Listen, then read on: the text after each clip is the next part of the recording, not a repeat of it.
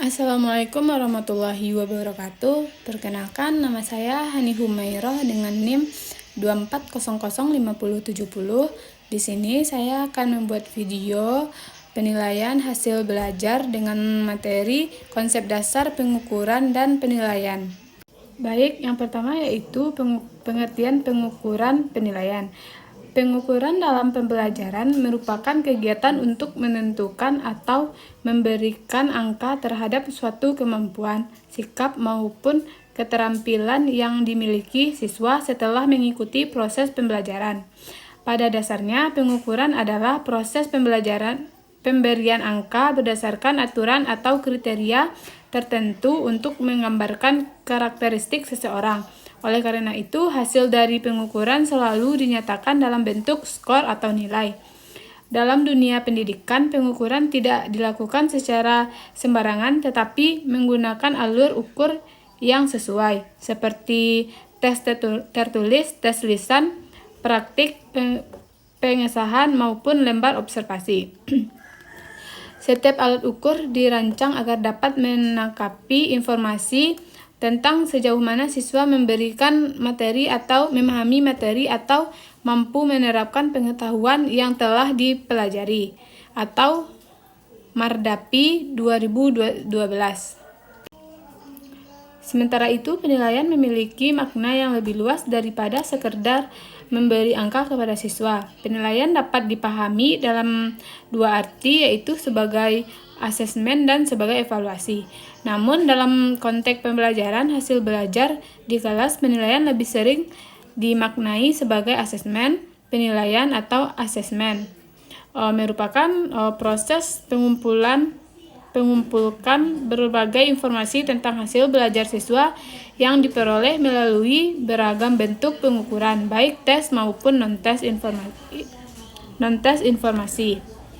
Informasi tersebut tidak hanya dikumpulkan tetapi juga diolah, dianalisis, dan ditafsirkan untuk mengetahui sejauh mana tujuan pembelajaran telah tercapai serta bagaimana perkembangan belajar siswa dari waktu ke waktu, atau Arikunto 2013. Selanjutnya, setelah guru memperoleh skor dari hasil pengukuran, proses penilaian sebenarnya baru dimulai. Angka-angka yang didapatkan tidak berhenti sebagai data sementara, melainkan dibandingkan dengan kriteria atau standar yang telah diterapkan seperti KKM atau indikator pencapaian kompetensi.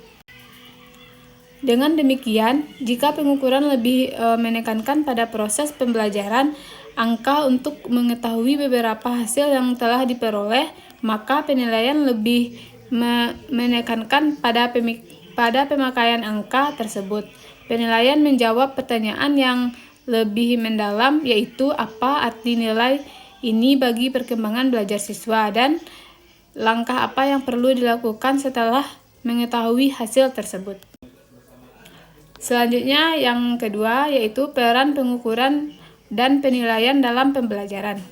Pengukuran dan penilaian memiliki peran yang sangat penting dalam proses pembelajaran karena keduanya membantu guru memahami sejauh mana tujuan pembelajaran telah tercapai. Pengukuran berfungsi sebagai langkah awal untuk memperoleh data tentang hasil belajar siswa melalui tes, tugas, praktek, atau bentuk penilaian lainnya.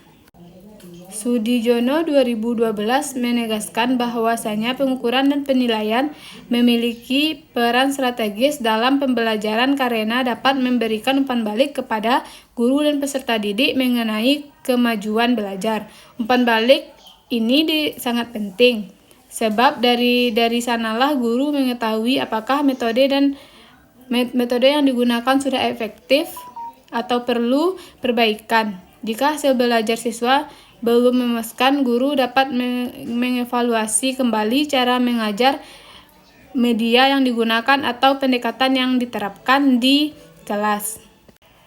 Selain itu, pengukuran dan penilaian juga berperan sebagai alat untuk menjaga dan mengikatkan mutu pembelajaran. Melalui hasil penilaian, sekolah dapat melihat gambaran umum tentang kualitas pembelajaran yang berlangsung. Jika hasil belajar siswa menunjukkan peningkatan, berbagai proses pembelajaran berjalan dengan baik.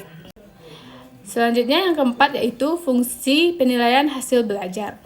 Fungsi penilaian hasil belajar sebenarnya sangat luas dan tidak bisa dipandang sebagai kegiatan yang berdiri sendiri. Dalam pembelajaran, penilaian memiliki peran penting untuk menentukan guru dan siswa memahami bagaimana proses belajar berlangsung dan sejauh mana hasil yang telah dicapai.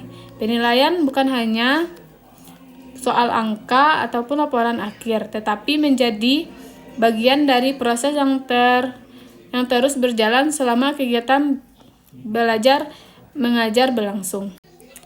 Selanjutnya yaitu prinsip-prinsip penilaian hasil belajar. Prinsip-prinsip penilaian hasil belajar perlu dipahami dan diterapkan dengan baik oleh setiap guru agar penilaian yang dilakukan benar-benar mencerminkan kemampuan siswa yang sebenarnya. Penilaian bukan sekadar kegiatan pemberian angka, tetapi sebuah proses yang harus dilakukan secara hati-hati dan penuh tanggung jawab. Jika penilaian dilakukan tanpa prinsip yang jelas, hasilnya tidak